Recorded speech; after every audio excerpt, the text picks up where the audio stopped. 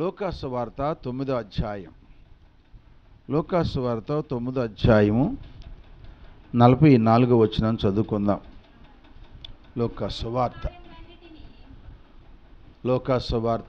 9వ అధ్యాయము 44వ వచనం.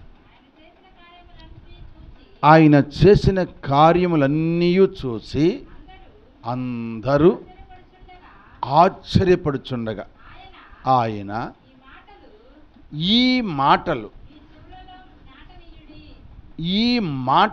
మీ చెవులలో నాటనీయుడి.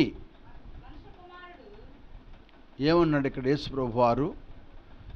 ఈ మాటలు మీ చెవులలో నాటనీయుడి అన్నాడు. ప్రార్థన చేసుకుని దేవుని మాటలు విందాం. ప్రేమల తండ్రి, దయామయుడ, అత్యంత కృపల తండ్రి, మీ స్తోత్రాలు. లేఖనం మీది, ప్రజలు నీ వారిమి. మీరు మా దేవుడు గనక కొద్ది నిమిషాలు మీ మాటలు మాతో మాట్లాడి నన్ను మమ్మల్ని అందరినీ కూడా బలపరిచి రక్షించి కాపాడమని, మీరే బోధించమని నజరుడైన యేసుక్రీస్తు నామమున అడుగుతున్నాము తండ్రి, ఆమేన్. ఇక్కడ యేసుప్రభు వారు చెబుతున్న మాట మనం విన్నాం. ఆయన చేసిన కార్యములన్నిటిని చూసి అందరూ ఆశ్చర్యపడుతున్నట్టు. అంటే ప్రజలు దేనికి వస్తారంటే ఆశ్చర్యకార్యాలు చూడటానికి వస్తున్నారు. ఆశ్చర్యకార్యాలు అంటే అద్భుతాలు.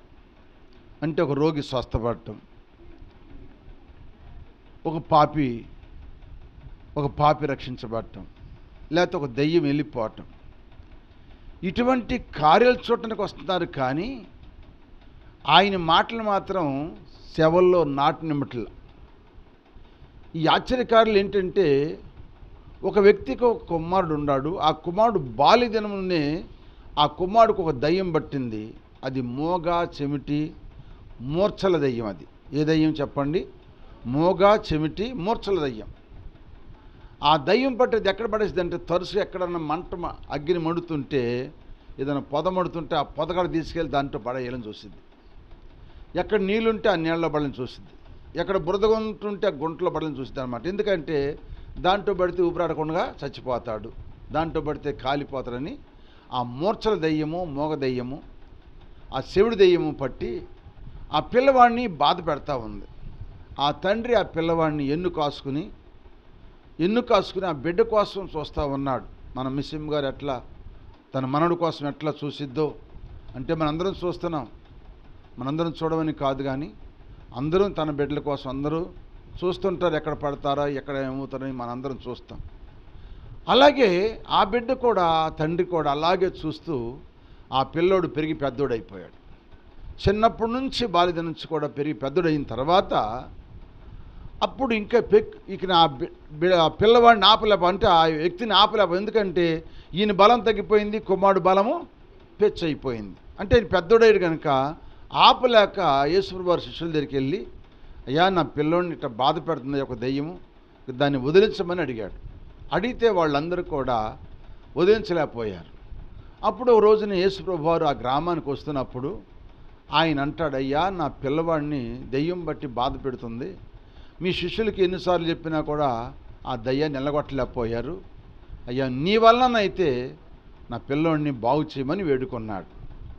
అందుకని అప్పుడు యేసుప్రభు వారు దాన్ని గద్దించాడు, దాన్ని దూరపరిచాడు. ఆ పిల్లోడు స్వస్థ పొందాడు. అది చూసిన అందరూ ఏమైందంటే ఆశ్చర్యపడ్డారంట. అంటే ఆశ్చర్యకార్యాలు చేశాడు ఈయన. ఆశ్చర్యపోతున్నారు కానీ, కార్యాలను బట్టి ఆశ్చర్యపోతున్నారు కానీ వాక్యాన్ని బట్టి ఆశ్చర్యపోవట్లేదు. అందుకే ఈ మాట అన్నాడు, మీరు చేసిన కార్యాలను చూసి అందరూ ఆశ్చర్యపడుచుండగా ఆయన మాటలు మీ చెవులలో నాటనీయుడి. మీ చెవుల్లో నాటాల్సింది ఏంటంటే మాటలు అన్నాడు. ఇప్పుడు మనం ఇంటి ముందు ఒక చెట్టు నాటుకుంటాం. దేనికి చెప్పండి? కొన్ని చెట్లు నీడ కోసం నాటుకుంటాం, కొన్ని చెట్లు ఆహారం కోసం నాటుకుంటాం. అంటే మామిడి చెట్టు నాటుకుంటే మామిడికాయ తింటాం, జామ చెట్టు నాటుకుంటే జామకాయ తింటాం, ములగ చెట్టు నాటుకుంటే ములక్కాయ తింటాం. ఏ చెట్టు నాటుకుంటే ఆ చెట్టు ఫలాన్ని మనం తినటానికే దాన్ని నాటుకుంటాం. అవునా కాదా? నాటుకుంటాం. ప్రతి ఒక్కరు కూడా ఖాళీ స్థలంలో ఏదో ఒక మొక్క నాటుకుని ఆ మొక్క ద్వారా వచ్చే ఫలసాయాన్ని తినటానికి మనం దాన్ని కాపు కాసుకుని కాల్చిన తర్వాత దాన్ని తింటాం, అనుభవిస్తాం. కానీ ఇది లోక సంబంధమైన విషయం. కానీ ఇక్కడ ప్రభువారు చెబుతున్న మాట ఏంటంటే ఆత్మ సంబంధమైన మాట చెబుతున్నాడు. ఈ మాటలు మీ చెవులలో నాటనివ్వండి అంటున్నాడు. మన చెవులు ఏ మాటలు అంటే చెప్పండి, ఎక్కువగా ఏ మాటలు నాటుకుంటే మన చెవుల్లో? ఏ మాటలు? లోక సంబంధమైన మాటలు అయితే మన చెవులు నాటుకుని అవి చచ్చిపోయిన దాకా కూడా మర్చిపోం. అవి అట్టా గ్యాప్ ఉండిపోతాయి. ఎందుకంటే అవి నాటుకుపోని మన చెవుల్లో. అవునా కాదా? కొన్ని మాటలు ఒక వ్యక్తి ఒక మాట అంటే ఆ మనిషి మన దగ్గర లేకపోయినా 10 సంవత్సరాలు కనపడినా ఆ మనిషి చూడగానే ఆ మాట అంటే నాటుకుపోయింది చెవుల్లో. ప్రతి ఒక్కరికి చెడు మాటలు చెవుల్లో నాటుకుపోయి ఆ మాటల్లో ఒక్క మాట కూడా బీరుబాకుండా చెబుతాం. కానీ యేసయ్య మాటలో చెవుల్లో నాటబడతలేదు. కారణం ఏంటంటే వస్తున్నాము, కూర్చుంటాం, వెళ్ళిపోతున్నాం, కానీ ఆ మాటలు మన చెవుల్లో నాటబడట్ల. ఆ మాటలు మన చెవుల్లో నాటబడితే ఆ మాటలు ఏం చేస్తాయంటే మనల్ని బ్రతికిస్తాయి, బలపరుస్తాయి. అందుకే భక్తుడు రాశాడు. ఏం రాశాడు? పాట రాశాడు. ఏం పాట అంటే, నాతో మాట్లాడు ప్రభువా, నీవే మాట్లాడుమయ్యా, నాతో మాట్లాడు ప్రభువా, నీవే మాట్లాడుమయ్యా, నీవు పలికితే నాకు మేలయా, నీవు పలికితే నాకు మేలయా, నీ దర్శనమే నాకు చాలయా, నీ దర్శనమే నాకు చాలయా, నాతో మాట్లాడు ప్రభువా, నీవే మాట్లాడుమయ్యా, నీ వాక్యమే నన్ను బ్రతికించేది, నా బాధలలో నెమ్మదినిచ్చేది, నీ వాక్యమే నన్ను బ్రతికించేది, నా బాధలలో నెమ్మదినిచ్చేది, నీవు పలికితే నాకు మేలయా, నీవు పలికితే నాకు మేలయా, నీ దర్శనమే నాకు చాలయా, నీ దర్శనమే నాకు చాలయా. హల్లెలూయా. నాతో మాట్లాడు ప్రభు అని ఆ రుచి ఎరిగిన వారు దేవుణ్ణి అడుగుతారు. ఆ రుచి తెలియని వారికి ఆ మాటలు చెవుల్లో నాటబడవండి. ఏ మాటలు నాటబడతాయి అంటే ఈ లోక సంబంధమైన మాటలు, చెడిపోయిన మాటలు, పడిపోయే మాటలు, మరణానికి అప్పగించే మాటలైతే మన చెవుల్లో నాటబడతాయి. కానీ దేవుని మాటలు నాటబడవు. అందుకే యేసు ప్రభువారు గమనించండి, యేసు ప్రభువారు ఆయన భూలోకంలో సువార్త ప్రకటించినప్పుడు వేల మంది ఆయన వెంబడించారు. ఎందుకు తెలుసా? ఆయన పెట్టే రొట్టెలు, ఆయన పెట్టే చేపలంట ఎంత మధురంగానూ ఉండి అంట. అందుకే ఆ రొట్టెల కోసము, ఆ చేపల కోసం వచ్చి ఆయన దగ్గరకు వచ్చి కూర్చునేవాళ్ళంట. కూర్చుని కడుపు నిండా తినేవాళ్ళంట, తృప్తికి తినేవాళ్ళంట. ఏది? ఆ రొట్టెలు, చేపలు. ఆయన పట్టుకుపోయేటప్పుడంట ఒక్కళ్ళు కూడా ఆయన అమ్మటే లేరు. వాళ్ళందరూ అంత కడుపుండా తిన్నవాళ్ళు, ఆశ్చర్యకాలు చూసిన వారు, అద్భుతాలు చూసిన వారు, వాళ్ళందరూ కూడా అంట యేసు ప్రభుని చూసా, ఆయన సిలువ వేయండి, ఆయన సిలువ వేయండి అని కేకలేశారట. అంటే ఆయన దగ్గర తిని, ఆయన దగ్గర స్వస్థ పొంది, ఆయన దగ్గర మేలు పొందుకుని అతను సిలువ వేయండి అని కేకలేశారంట. అతను చంపమని పేతురుకి అంటే పిలాతుకు చెప్పారంట. ఎంత అవివేకులో చూడండి. అయినను వాళ్ళని ఏమన్నాడంటే, యేసయ్యా వారు ఏ పాపం చేయలేదు నాయన, వారిని క్షమించు. హల్లెలూయా. వారి మీద వారిని క్షమించయ్యా. అని అడిగాడు. అంతే. ఈ మాటలు, ఈ ఆశ్చర్యకాలు చూసిన తర్వాత అన్నాడు, ఇప్పుడు యేసుప్రభువు చెప్పిన మాట ఏంటంటే, ఈ మాటలు మీ చెవులలో నాటనివ్వండి. అంటే లోనికి వెళ్ళిపోవాలి, నాటుకుపోవాలన్నమాట. ఒక్కో మాట నాటుకుపోయిందనుకో ఇక అదంతే, ఆ మాట అంతే. ఇక ఆ మాట చచ్చిపోయేదాకా మాట గుర్తుండేది. ఒక్కో పాట పాడతారనుకో, ఆ పాట నాటుకుపోయిందనుకో వాళ్ళకి పుస్తకంతో పని లేదు. ఆ పాట ఎప్పుడైనా పాడతారు, కరెంట్ లేకపోయినా పాడతారు, కరెంట్ ఉన్నా పాడతారు, ఎక్కడికి వెళ్ళినా పాడతారు, ఏం ఆమె పుస్తకం లేకపోయినా కూడా. ఎందుకంటే ఆ చెవులు ఆ పాట నాటుకుపోయింది, ఆ వాక్యం ఆ చెవులు నాటుకుపోయింది కనుక ఆ మాటలు చెబుతారన్నమాట. అయితే మన చెవుల్లో ఏమి నాటబడాలి? భూసంబంధంగా మనం ఎన్నో మొక్కలు నాటుకుంటున్నాము, వాటి ఫలాలు తింటున్నాము, అనుభవిస్తున్నాం. కానీ మన చెవుల్లో ఏమి నాటబడాలి అనే విషయాలను క్లుప్తంగా కొన్ని మాటలు మీకు జ్ఞాపకం చేస్తాను. చూడండి, ప్రకటన గ్రంథము 22 అధ్యాయము 6వ వచనం, అంటే లాస్ట్ ప్రకటన గ్రంథం ఆఖరి. అక్కడ పరిశుద్ధాత్మ దేవుడు యోహోను భక్తుడి చేత రాపించిన మాటలు. ఆ మాటల్లో 22 అధ్యాయం 6వ వచనం ఏముందంటే, మరియు ఆ దూత ఇలాగు నాతో చెప్పాను. ఈ మాటలు ఎటువంటి అంటే నమ్మకములను సత్యములై ఉన్న ఈ మాటలు. ఏ మాటలండి? ఏ మాటలు మనం చెవులో నాటబడాలంటే నమ్మకమైన మాటలు, సత్యమైన మాటలు మన చెవుల్లో నాటబడాలి. స్తోత్రం చెప్పండి. వ్యర్థమైన మాటలు నాటబడితే అని వచ్చే మనం వ్యర్థమైపోతాం. అంతే. వ్యర్థమైన మాటలు మన చెవుల్లో నాటుకున్నాం అనుకో మనం వ్యర్థమైపోతాం. అవి వ్యర్థమైనవి కనుక వ్యర్థమైపోతాం. అవి చెడిపోయిన మాట కనుక అయ్యే నాటుకున్నాం అనుకో మనము చెడిపోతాం. అందుకని ఇక్కడ చెబుతున్న మాట ఏంటంటే, మన సేవలో ఏమి నాటబడాలంటే నమ్మకమైనవి, సత్యములైన మాటలు మన సేవల్లో నాటబడాలి. అయితే అది నాటబడటం వల్ల మనకు కలిగే మేలు ఏంటంటే, అక్కడ కింద ఒక మాట అంటాడు చూడండి. అపోస్తలుడైన పౌలు గారు చెబుతాడు, తిమోతి రాసిన మొదటి పత్రిక 1వ అధ్యాయం 15వ వచనం చెబుతాడు. ఆ మాటల గురించి చెబుతాడు అక్కడ. తిమోతి రాసిన మొదటి పత్రిక 1వ అధ్యాయము 15వ వచనంలో అపోస్తలుడైన పౌలు గారు తన ఆత్మీయ కుమారుడైన తిమోతికి చెప్పాడు. ఏం చెప్పాడు అక్కడ? పాపులను రక్షించుటకు క్రీస్తు యేసు ఈ లోకమునకు వచ్చెనని వాక్యము నమ్మదగినది, పూర్ణ అంగీకారము యోగ్యమై ఉన్నది. ఏ మాటలంటే ఈ మాటలు చెవులు నాటబడే మాటలు ఏమంటే సత్యమైన మాటలు, నమ్మకమైన మాటలు నాటబడితే ఈ మాటలంట మన పాపాన్ని నుండి మనం విడిపిస్తాయి అంట. దేవుని స్తోత్రం, హల్లెలూయ. అందుకే పాపులను రక్షిస్తానికి క్రీస్తు యేసు ఈ లోకమునకు వచ్చాను. ఎవరిని రక్షిస్తానికి వచ్చాడు? ఆయన వాక్కు. యేసుప్రభువు వారు ఏమంటే వాక్కు, వాక్యమే దేవుడు, దేవుడే వాక్యము. ఆ వాక్కు మనిషి కుమారులాగా ఈ లోకానికి వచ్చి ఆ వాక్కు ఏం దర్శిస్తుంది ఏమిటంటే, ఎవరిని రక్షిస్తానికి వచ్చిందంటే పాపులను రక్షించటాకు క్రీస్తు యేసు లోకమునకు వచ్చినని ఈ మాటలు నమ్మదగినవిను పూర్ణ అంగీకారమగుచున్నవి అన్నాడు పౌలు గారు. ఏ మాటలు? ఈ దేవుని మాటలు ఎటువంటి చెప్పండి ఏమ్మా?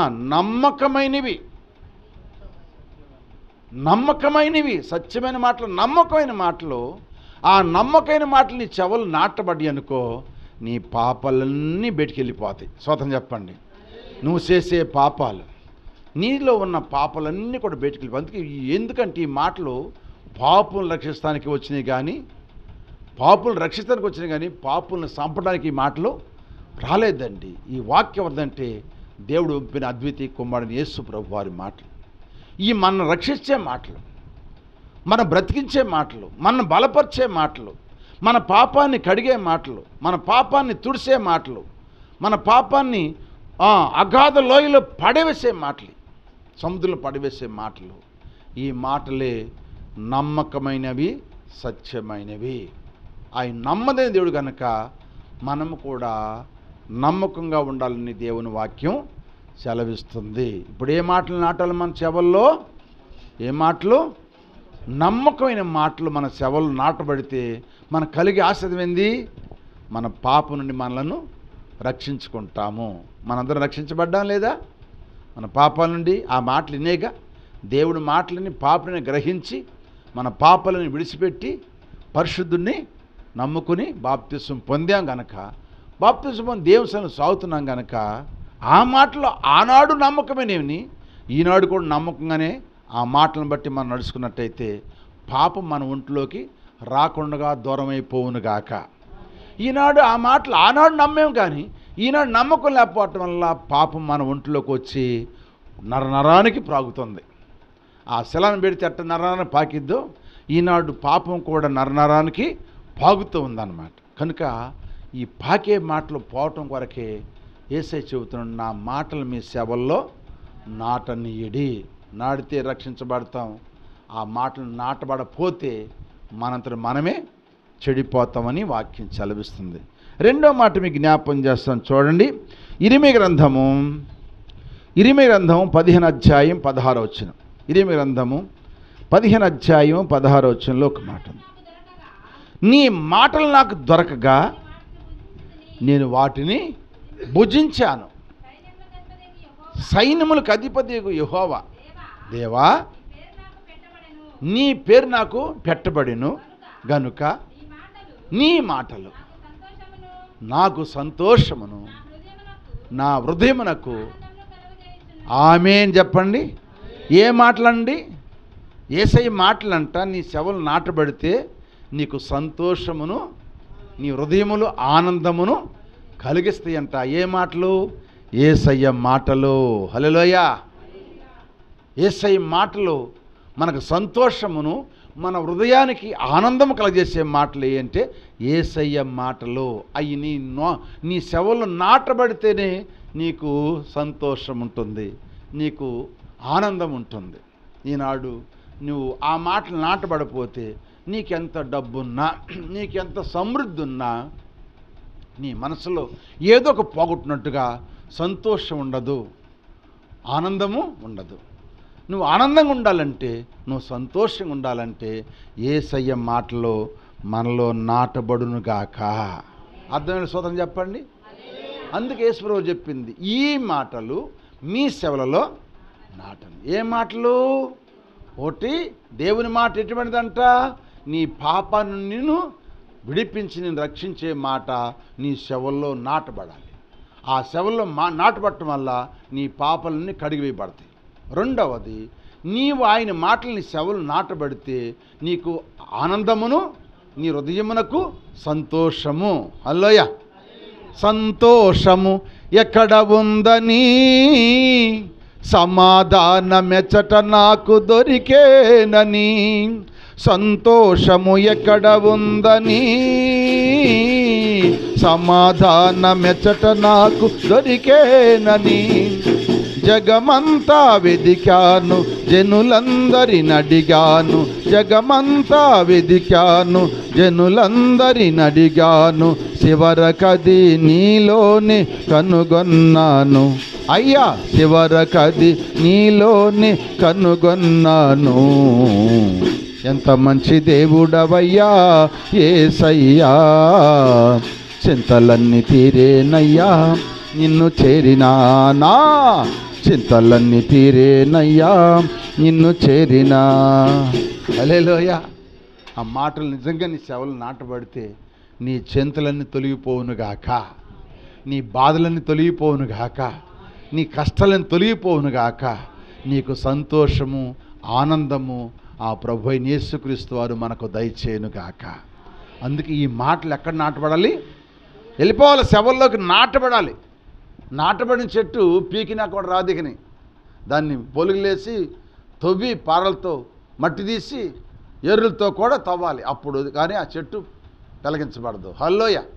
అంటే అంతగా నాటబడాలన్నమాట. ఒక చెట్టు ఏ విధంగా నాటబడుతుందో భూమిలో ఏళ్ళతో కూడా పాకి ఎన్ని గాలి వలన తట్టుకుని నిలబడిద్దో, అలాగే మనం కూడా మన సేవలు యేసయ్య మాటలు నాటబడితే ఎన్ని గాలి తుఫాన్లాంటి శోధనలు శ్రమలు వచ్చినా కూడా ఆ చెట్టు పడిపోదు. ఎందుకంటే మనలో యేసయ్య మాటలు నాటబడ్డాయి కనుక మనం ఆనందంగా ఉంటాము, సంతోషంగా ఉంటామని వాక్యం సెలవిస్తుంది. మూడో మాట జ్ఞాపం చేసి ముగిస్తాను. చూడండి, మూడో మాట మనం జ్ఞాపం చేసుకుందాము. చూడండి, మీకా గ్రంథము 2వ అధ్యాయము 7వ వచనం. మీకా గ్రంథము 2వ అధ్యాయం 7వ వచనం చదవండి. మీకా గ్రంథము 2:7 స్తోత్రం. మీకా గ్రంథము 2:7. యాకోబు అమ్మా, యాకోబు సంతతి వారని పేరు పెట్టబడిన వారులారా, యెహోవా దీర్ఘశాంతము తగ్గిపోయినా మీ క్రియలు ఆయన చేత జరిగిన యథార్థముగా ప్రవర్తించువానికి నా మాటలు క్షేమ సాధనములు. ఏ మాటలంట?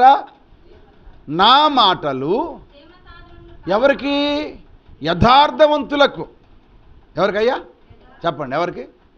యథార్థవంతులకంట ఆయన మాటలు క్షేమ సాధనం అన్నాడు. అంటే క్షేమ సాధనం అంటే క్షేమము, సాధనం అనగా లాభము అని అర్థం అన్నమాట. సాధనం అంటే లాభము. లాభం కోసమే ఎవరైనా వ్యాపారం చేసేది, ఏ పని చేసే లాభం కోసమే కదా. ఈ క్షేమ సాధనం అంటే నువ్వు క్షేమంగా ఉంటావు, లాభం పొందుకుంటావని ఉంది. అంటే ఎవరికి మాటలంటే యథార్థవంతులకు ఈ మాటలు క్షేమాధారంగా ఉంటాయి. హల్లెలూయా. ఎటువంటి అండి? క్షేమాధారంగా లాభం కలుగుతాయి. అంటే నీకు భద్రత ఇస్తాయి, నిన్ను కాపాడుతాయి ఆ మాటలు. ఎవరికంటే యథార్థవంతులకు, కానీ అందరికి కాదండి. స్తోత్రం చెప్పండి. యేసయ్య మాటలు అందరూ వింటున్నారు కానీ ఇంటికి వెళ్ళాం కానీ మర్చిపోతారు. యేసయ్య మాటలు అందరూ వింటారు కానీ ప్రార్థన చేసిన కాసేపు ఉంటాయి ఆ మాటలు, తర్వాత మర్చిపోతారు. స్తోత్రం చెప్పండి. ఏం చెప్పాడమ్మా మీ పాస్టర్ గారిని అడిగారు అనుకో, చెప్పాడయ్యా బాగా నేను, కానీ గుర్తులేదంటారు. ఏం చెప్పాడు, ఏ సబ్జెక్ట్ చెప్పాడు, ఏ విషయం చెప్పాడు అనేది కొంతమందికి అవగాహన ఉంటుంది. ఎందుకంటే అవి లోనికి వెళ్ళవు. సమయం చూసుకోవటం, వెళ్ళిపోవటం. వచ్చామా లేదా, వచ్చాం దేవునిలో కూర్చున్నాం, కనపడ్డాం, వెళ్ళిపోదాం అనుకోవటమే కానీ అసలు ఆ మాటలు నీ హృదయంలోకి, నీ శవలో నాటబడితేనే నీ కలిగే ఆశ్రితాలు చెబుతుంది. నేను ఆశ్రితాలు మనం ఎట్లా ఇంటి ముందు చెట్టు పెట్టుకుని దాన్ని ఫలము తిని లాభం పొందుకుంటున్నాము, బలం పొందుకుంటున్నాము. యేసయ్య మాటలు అంతకంటే ఈ మాటలు, జీవం గల మాటలు మన పాప నుండి మనల్ని రక్షిస్తాయి. రెండవది మనకి సంతోషాన్ని, మన హృదయానికి ఆనందం ఇస్తాయి. మూడవది మనకి క్షేమకరమైన లాభం కలగజేస్తాయి. అంటే ఎవరికి? యథార్థవంతులెడల. స్తోత్రం చెప్పండి. యథార్థంగా బతికేవారికి, యథార్థంగా ఉండేవాళ్ళకి, యథార్థంగా మాట్లాడేవారికి, ఉన్నది ఉన్నట్టుగా మాట్లాడేవారు, వాళ్ళు యథార్థవంతులు. ఆ యథార్థవంతులుగా ఈ లాభంగా ఉంటాయి. అవి భద్రం చేసుకుంటారు కనుక వాళ్ళని బలపరుస్తాయి, క్షేమం వస్తుంది వాళ్ళకి. దానికి మీకు ఒక మాట చెబుతాను. పేతురు గారంట, ఆయన చేపలు పట్టే జాలరు, మనందరూ తెలుసు పేతురు గారు. ఆ పేతురు గారు ఏం చేశాడంటే సముద్రంలోకి వెళ్ళి వల వేసాడంట. వల వేసిన తర్వాత ఆ రాత్రంతా వేసాడంట వల. ఒక చేప కూడా పడిందా? ఏమ్మా పడిందా? ఒక చేప కూడా పడలేదంట. పడపోయేసరికి తెల్లారిపోతుంది, కళ్ళు మంటెత్తని, బాధ ఎక్కువైపోయింది. ఇంతగా కష్టపడ్డాను రాత్రి నిద్ర లేకుండా, ఒక చేపన్న పడలేదని బాధతో, వేదనతో నిద్ర మానుకొని నీరసం వచ్చేసి సికాగ్గా ఆ పడవను ధోని ఒడ్డుకి తోసుకొచ్చేసి ఆ వల గుంజుకుని ఆ ధోనిలు వేసుకుని వెళ్ళిపోతున్నాడు ఇంటికి. ఇంటికి వెళ్ళబోయే టైంలో యేసుప్రభువు వచ్చి పేతురు అన్నాడంట. వందనాలు అయ్యా అన్నాడంట. కాస్త నేను పడవలో కూర్చుంటే కానీ గతి లోన బాని అన్నాడంట. లోన బానిచ్చాడంట. ఆ లోన బానియంగానే జనమందరూ వచ్చారంట. ప్రజలు వచ్చి ఆయన మాటలు వినటానికి వచ్చారంట. ఆయన ఎప్పుడు కూడా ఆయన కొండల మీద, అరణ్యములోను, సముద్రం తీరన యేసయ్య వాక్యాలు బోధించాడు వాళ్ళకి. ఆ సముద్రం దగ్గరికి వెళ్ళి ఆ పడవ మీద కూర్చుని వాళ్ళకు వాక్యం బోధించిన తర్వాత వాళ్ళు వెళ్ళిపోయిన తర్వాత అన్నాడు పేతురు, ఈ నామ లోతుకు పని అనంట. ఎడబానిమన్నాడు? లోతుకు పనిమనంట. లోతు పోయిన తర్వాత అన్నాడంట పేతురు, ఇక్కడ వాళ్ళ అన్నాడంట. అంటే ఆయన హృదయం ఎరిగిన దేవుడు కదా, మన ఆలోచన ఎరిగిన దేవుడు కదా. అతను యథార్థవంతుడు. ఎవరు? పేతురు మంచోడు. పేతుర్ని అందరికన్నా ఎక్కువ ప్రేమించాడు.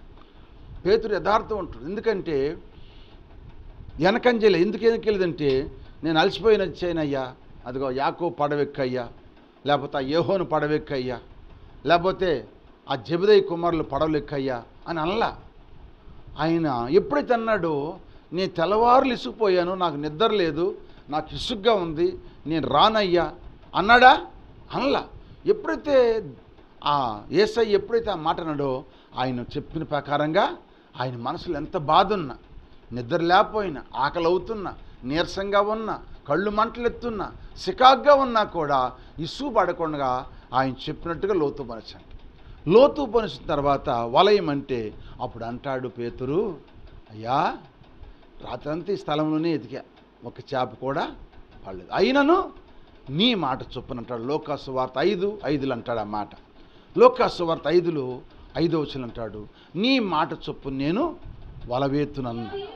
సీమోను ఏలినవాడా, రాత్రంతయు మేము ప్రయాసపడితే కానీ ఏమీ దొరకలేదు, అయినను నీ మాట చొప్పున వలవేతునని ఆయనతో చెప్పాను.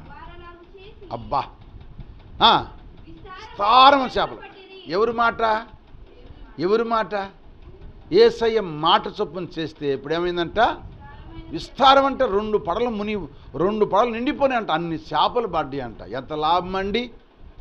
అందుకే యథార్థవంతులకు నా మాటలు వాళ్ళకి క్షేమ సాధనం అంటే లాభం అంటాడు. హల్లోయ. అందుకే ఆయన పాట రాసించాడు. ఆ పాట ఏం పాట అది? రాత్రంతయు శ్రమ పడినా రాలేదు ప్రభో జయము, రహదారుల వెదకినను రాదాయను ప్రతిఫలము. రాత్రంతయు వెదకినను రాలేదు ప్రభో జయము, రహదారుల వెదకినను రాదాయను ప్రతిఫలము. రక్షించు నీ సిలువా రమణీయ లోతులలో, రతనాలను వెదకుటలో రాజిల్లు నా పడవా. రతనాలను వెదకుటలో రాజిల్లు నా పడవా. నడిపించు నా నావా నడి సముద్రమున దేవా, నవ జీవన మార్గమునా నా జన్మ తరిలింపా. నవ జీవన మార్గమునా నా జన్మ తరిలింపా. నడిపించు నా నావా. హల్లెలూయా. శిఖామణి గారు రాసిన పాట నిజమే. రాత్రంతా కష్టపడిన దొరకలేదు, కానీ యేసయ్య మాట చొప్పున వేసినప్పుడంట రత్నాలు దొరికినాయి అంట. దేవుని స్తోత్రం. హల్లెలూయా. ఏం దొరికింది చెప్పండి? రత్నాలు. ఆ మాటలు ఎవరి హృదయాలు నాటబడతాయి అంటే యథార్థవంతుల ఎడల నాటబడితే కనుక వాళ్ళ క్షేమదాయకము. క్షేమదాయకం అంటే నీకు క్షేమంగా ఉంటాను, దేవుడు నీకు లాభము కలగజేయునుగాక. ఎన్ని మాటలు? ఈ 3 మాటలు. మొదటి మాట చెప్పండి, నీ చెవులు నాటబడితే నీ పాపాల నుండి నువ్వు విడిపించబడతావు. 1. రెండవది, ఆయన మాట నీ చెవులు నాటబడితే చెప్పండి, సంతోషము, హృదయానికి ఆనందం వస్తుంది. 3వది, ఆయన మాట నీ చెవులు నాటబడితే చెప్పండి, క్షేమదాయకం అంటే క్షేమంగా లాభం కలిగి బతుకుతావు. లాభం కలుగుతుంది. హల్లెలూయా. నీకు ఏ లాభం కావాలో ఆయన తెలుసు. హల్లెలూయా. ఏది లాభమో ఆయన తెలుసు. నీకు ఆ లాభాన్ని దేవుడు సమకూర్చునుగాక. హల్లెలూయా. అందుకే ఆయన మాటలు ఎక్కడ నాటాలి? నాడుతున్నాయ్యా. నేను మళ్ళీ వచ్చే వారం ప్రభుత్వం అడుగుతా, ఈ మాట వచ్చే వారం అడుగుతా, చెప్పాలి. హల్లెలూయా. నేను అడగడం కాదు, నా కోసం గుర్తుపెట్టుకోవడం కాదు, మీ బతుకుదెరి కోసం, మీ భవిష్యత్తు కోసం, మీ ఆత్మీయ స్థితి కోసం మీరు ఆ మాటలు, యేసయ్య మాటలు మీ సేవలో నాటబడితే ఆ మాటలు మిమ్మల్ని బ్రతికిస్తాయి, రక్షిస్తాయి. సంతోషం ఇస్తాయి, సమాధానం ఇస్తాయి, నీకు లాభం కలగజేసి నీ కుటుంబాన్ని 30 60 100 ఆశీర్వదిస్తాయి అంట. అదే కాక ఆ మాటలంట నీకంట నిత్య జీవము కలగజేస్తాయి అంట. ఆ మాటలు ఏ మాటలు? యేసయ్య మాటలు ఏం చేస్తాయంట? నీ శవలు నాటబడితే నిత్య జీవము కలిగిన మాటలంట. ఆ మాట మీకు చెప్తాను, చూడండి ఒక మాట యోహాను సువార్తలో ఉందా మాట? చూడండమ్మా, యోహాను సువార్త 6వ అధ్యాయం 68 చదవండి, ప్రార్థన చేసుకుందాం. 6వ అధ్యాయం 68 టైం కాల 9:30 అయ్యింది. 9:30 కాల. సీమోను పేతురు, ప్రభువా మేము ఎవరి దగ్గరికి వెళ్తాము? నీవే నిత్య జీవపు మాటలు గలవాడవు.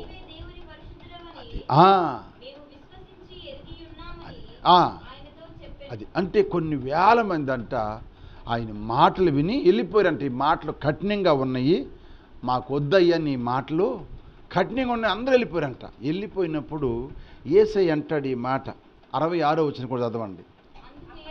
అందుకు యేసు 66వ వచనంగా, అప్పటి నుండి ఆయన శిష్యుల్లో అనేకులు వెనుక తీసి వెళ్ళిపోయారు.